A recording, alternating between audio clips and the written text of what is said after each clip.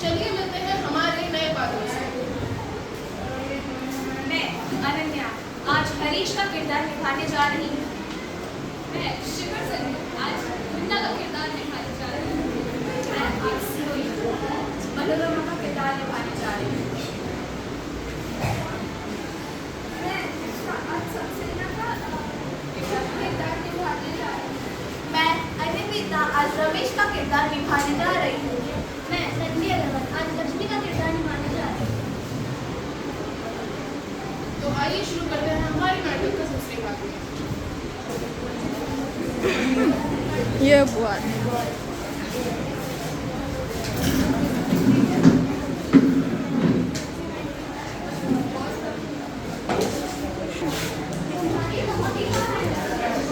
मुझे नहीं पता, मैं तो अभी बाजार से वापस आया हूँ। शायद स्नान कर मैं हाथ मुंह धोने भूल होगी। मेरी कॉपियाँ लाए चाचा जी? हाँ लाया हूँ वरना ये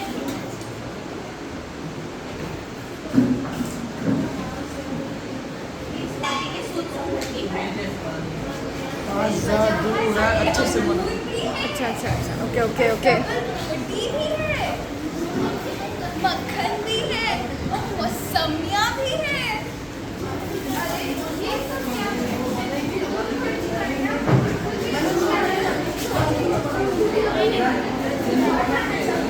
पैसे की कोई बड़ी बात नहीं है।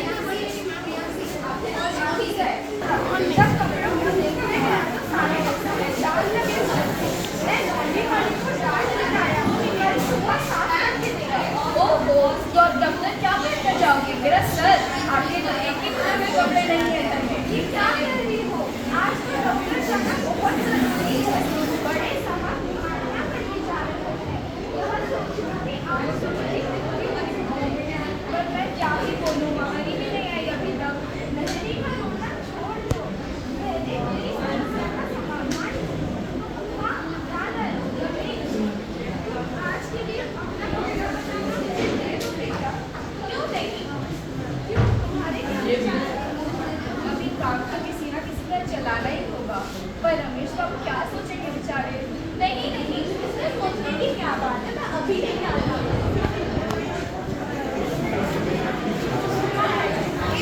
सिलिकॉन का कुर्ता ले आओ।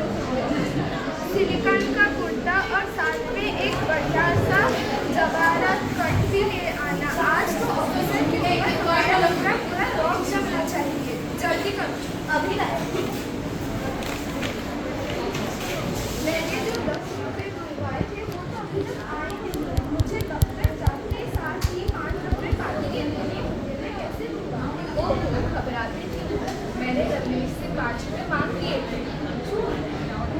मुन्ना तो कह रहा था कि चाचा ने 10 रुपये दिए। ओहो, 5 की मुझे भी तो जरूरत थी। पर ये मुन्ना है कहाँ? वाह, ये तो अंगूर चट कर लिया सारे। पर मैंने ना रमेश से कहा था कि ये आते ही मैं उन्हें पैसे वापस कर दूंगी। तुम ये कह देना कि हम 2 दिन बाद पैसे दे देंगे। हाँ, मुझे एक बहुत अच्छा सुझाव आया है। तुम यह कह देना कि मुन्ना ने रास्ते में पैसे खो दिए हैं, या फिर छोटा रोना और यह कहना कि मुन्ना ने पैसे खो दिए हैं और वो नहीं मिल गए। मुन्ना इधर आ, मैं तुझे फूट का मारूंगी और तू झूठा रोना और बोलना कि वह 10 रुपये गुम हो गए। पर क्यों? मैं जैसा बोलती हूँ वैसा कर। ठीक है। मुन्ना, मैंने यार जान लेकर ना छोड़ी तो मेरा नाम भी मनोरमा नहीं। अरे इससे एक काम नहीं होता। अरे मैं कहता हूँ जरा सी बात के लिए बच्चे की जान लूंगी क्या? तो क्या बात हो गई? अरे मैं कहता हूँ उसे छोड़ भी हुई है। कुछ नुकसान कर बैठा है क्या? क्या बात हो गई? अरे कुछ नहीं भाई, जरा सी बात के लिए इसकी हड्डी पसली एक कर दी गई।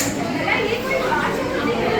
मेरे पिताजी की दोस्ती की अंगूठी पसली गई। सबने बस हंस के बातें डाल दी। ये बात तो सच है। काम को इतनी बड़ी तरह से पीटना नहीं चाहिए था। तुम दोनों तो मुझे ही दोस्त हो। तुम में से किसी से तुम हो जाओ सच में तो मैं पूछती हूँ तुमको।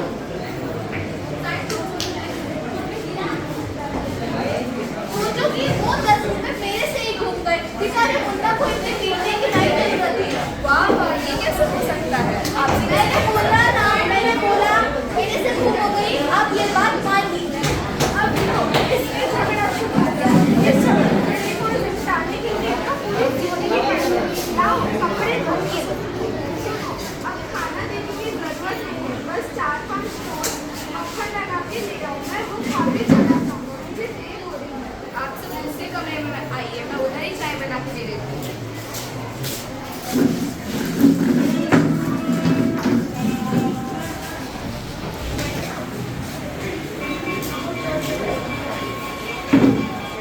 क्या कर रहे हो भैया?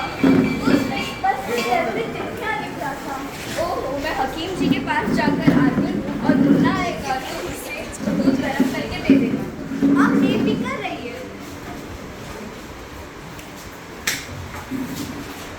मेरा तो दिमाग ही झंड हो गया है। क्या हड्डी का तमाशा लगा रखा है। हरीश जैसे आदमी इधर कैसे रह सकते हैं इन लोगों के साथ? अब तो मैं यहाँ हरीश के लिए इंतजार भी नहीं कर सकता, बट जा भी नहीं सकता क्योंकि भाभी जी के भाई 2 दिन ही पहले मेरे बिस्तर सब लेके गए हैं। बोले थे 2 दिन के बाद लौट आऊंगा, बट अभी तक भी नहीं आए। क्या कर सकता हूँ? यहाँ नैनीताल तो हलवाद में ही बन गया है। तभी विपत्तियों में हरीश की आवाज गूंजती है। लक्ष्मी, ओ लक्ष्मी, ये तो हरीश की आवाज लगती है। हरीश, तुम आए हो? अरे तुम यहाँ तुम कैसे? मैं तो यहाँ रुक रहा हूँ। तुम वो सब छोड़ो, तुम पहले अंदर आओ। तुम किस लिए यहाँ ठहरे हो? ऐसे सक्सेना के घर में। मैं भी ऐसे सक्सेना के घर में ठहरा हूँ। इसका क्या मतलब? जो होना चाहिए वही हुआ है। तुमने जो एड्रेस बताया था वही घर, वही गली, वही खंबा है और बाहर ऐसे सक्सेना तख्त भी लगा हुआ है। उसमें मेरी क्या गलती है? ओहो, मैंने जिस एस एन सक्सेना के बारे में कहा था उनका नाम श्री सुरेंद्रनाथ सक्सेना था। मैं जिस सक्सेना के पास रहता हूँ बस ये अंतर है कि इनका नाम शंभुनाथ सक्सेना है। तुमने तो पूरा नाम बताया ही नहीं था। अरे ये तो बड़ी भूल हो गई। पता है ये लोग तुमको आम और बाकी जो भी सामान भेजे थे बड़े चाव से ग्रहण भी किए हैं। तुम्हारे लिखी हुई चिट्ठी पढ़कर तो तुम्हारे छोटे टाइम की बात भी बोल रहे थे। तो क्या इनका भी कोई हरीश नाम का भांजा है? होना तो चाहिए। अगर नहीं भी है तो कोई अंतर नहीं हो जाएगा। मैं तो तुम्हारी चिट्ठियों से परेशान हो चुका था। रोज तुम चिट्ठी लिखते थे, मैं तुरंत उसका जवाब देता था, पर तुम फिर भी लिखते थे, तुम चिट्ठी नहीं डालते। जब मैं कल यहाँ पहुँचा तो मैं तो देख के हैरान हो गया। मैं कहूँ यहाँ से मुझे चिट्ठियाँ आई हैं, वे कहें यहाँ तो कोई चिट्ठियाँ ही नहीं भेज रहा है। यहाँ मेरे पड़ोस में फुफेरी बहन लक्ष्मी रहती है। आज मैं उससे मिलने आया था। अगर मैं उससे मिलने ना आता तो तुमसे मुलाकात भी ना होती। मैं भी सोचूं, भैया आवाज लगाकर चले कहाँ गए? 5-6 साल पहले इससे मिली थी, फिर भी पहचान लिया था। पहचान तो कुछ मैंने भी लिया था, पर ये यहाँ आके अपने भैया भाभी की सेवा में ऐसे जुट गया कि कितना करता हूँ। अच्छा तो चलो चलते हैं। नहीं, कैसे जा सकता हूँ? मैं तो अब मेजबान से भी नहीं मिला और मेरा सामान यहाँ पर बटा हुआ है। अरे यहाँ बटा हुआ है, इसका क्या मतलब बटा हुआ है? मैं तो इतना परेशान हो गया हूँ इस घर में रह के कि मैं अपने अगले जीवन में भी ये घटना नहीं भूल पाऊंगा। 20 बार सोचता हूँ एक दिन में कि मेहमान बनकर बुरा हो उस हरीश का। खुद एक गिलास पानी तक नहीं पी पाता, खुद ही खाना बनाता हूँ, दूसरों को भी खिलाता हूँ, खुद रोटी खाता हूँ। जी मेरे को तो सब पीटने का कभी कभी इतना होता है। तुम लोग क्या तो हंसते हो? चाचा जी, मेरे लिए दूध गर्म कर दीजिएगा, उसमें चाह भी आने दीजिएगा।